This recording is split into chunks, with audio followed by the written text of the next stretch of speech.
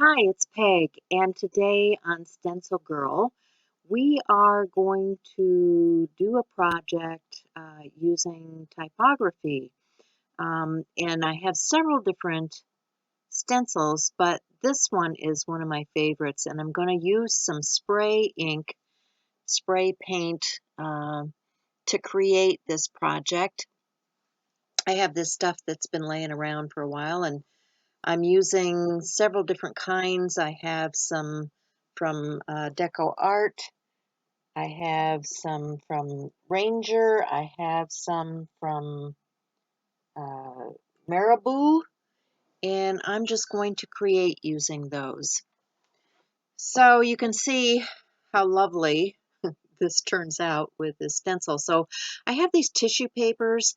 They're tissues that are torn from the backs of napkins. You know, you get 2 and 3 layers in your napkins, and you want to use the pretty decorative stuff in your journal, but then you've got all this plain white that needs to be used for something else. So I'm creating a slurry with some Mod Podge and water, and I'm just using a old glue brush and gluing pages together. So I'm layering the tissue paper and adding more of the Mod Podge to create a thicker page.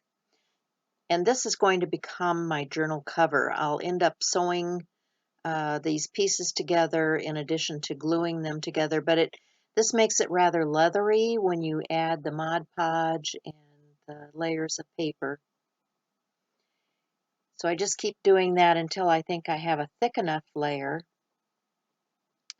and then I will take it all to the sewing machine once it's dry and stitch around, just making a pattern of my choice. You know, you can make it any way you want to. But you can see here's the finished piece, and I will take it to the sewing machine and stitch it up.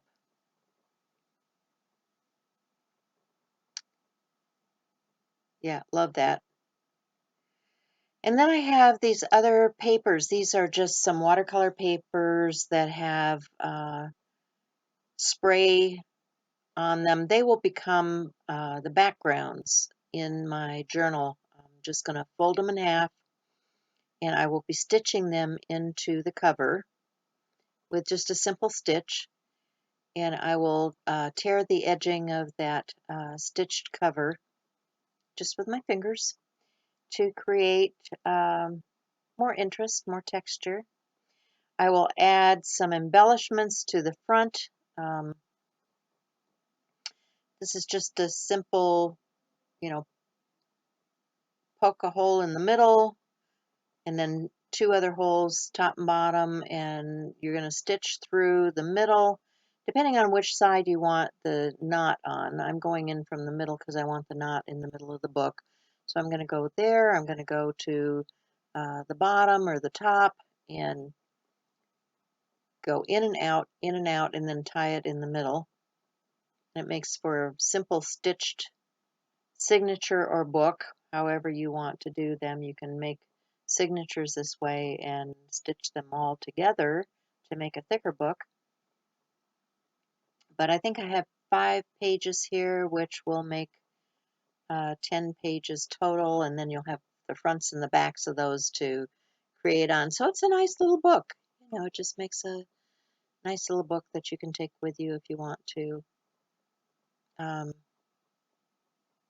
your travels. And going to go back in through the center, and then I will go on either side of the string. This is waxed linen string, so it has wax on it, so it kind of grips itself. You can also use fray check on your string if you're using something else, but I like the waxed linen because it's sturdy and it holds up when you're doing a project like this.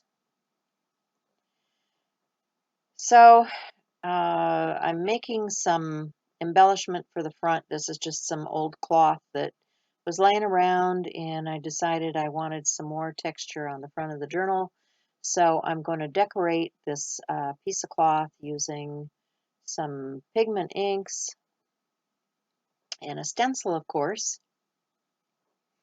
You can use pigment inks, you can use archival inks, you can use sprays, you can use whatever you want. I just like to use something that's going to be permanent. So, make sure you dry it down, put some heat to it so that it stays permanent on there. And